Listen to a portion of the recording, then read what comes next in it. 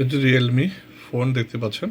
তো এটাতে যে প্রবলেমটা হয়, ফোন করলে পরে ফোন করার পরে দেখা যাচ্ছে যে এটাতে ফোন আর আসতেছে না, মানে ফোন আসে ঠিক আছে, ইনকামিং কল দেখা যাচ্ছে উপরে। আমি যদি টাচ করি, দেখেন এখানে ফোন করেছে কিন্তু আমি দেখতে পাচ্ছি না, অর্থাৎ ইনকামিং কল নট শোয়িং। মূলত যেই আমাকে ফোন করছে আমি তাকে দেখতে পাচ্ছি না, কিন্তু রিং টোন বাজছে, ভাইব্রেশন হচ্ছে, সবই হচ্ছে, বাট দেখতে পাচ্ছি না।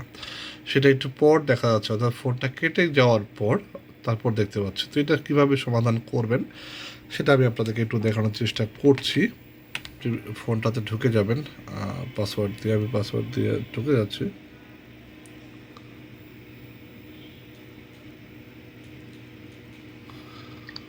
যাওয়ার পর এখান থেকে যাবেন হচ্ছে সেটিংসে, সিম্পলি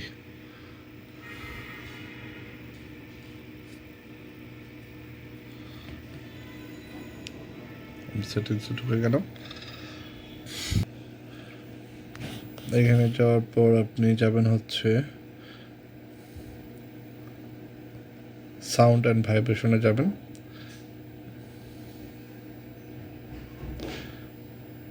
এখানে দুটো অপশন আছে পড়ে, এটা কিন্তু অবশ্যই অ্যালাউ করে রাখবেন, vibration for incoming call and vibration on silent.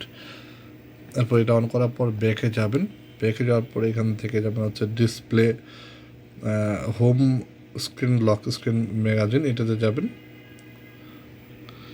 এখানে দেখতে পাচ্ছেন add apps home screen, it can allow করে দিবেন। দেন পরেরটাও শো অ্যাপ সাজেশনস, এটাও অ্যালাউ করে দিবেন। এবং এখানে মোডটা দেখতে পাচ্ছেন, হোম স্ক্রিন মোড। এখান থেকে আপনি ডিফল্ট যেটা রয়েছে, অর্থাৎ ড্র মোড বা স্যাম্পল মোড যেটাই দেন না কেন, এটা কিন্তু আপনি এখান থেকে যা আছে এটাই করে দিবেন। এবার আমি বেঁকে যাচ্ছি। এরপর যাব হচ্ছে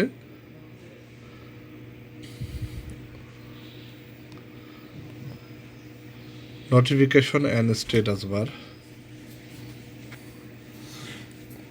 এই দুটোকে অ্যালাউ করে দিবেন। উপর swipe down on lock screen for notification drawer, display data uses in notification drawer, এটা অ্যালাউ করে দিবেন। দেন এখান থেকে নোটিফিকেশন অর্থাৎ ম্যানেজ নোটিফিকেশনে যাব।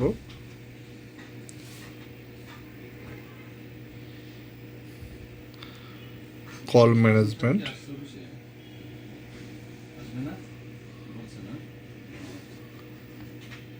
এখান থেকে কল ব্লকিং, এই ডিসপ্লে অন স্ট্যাটাস বার, এটা অ্যালাউ করে দিবেন।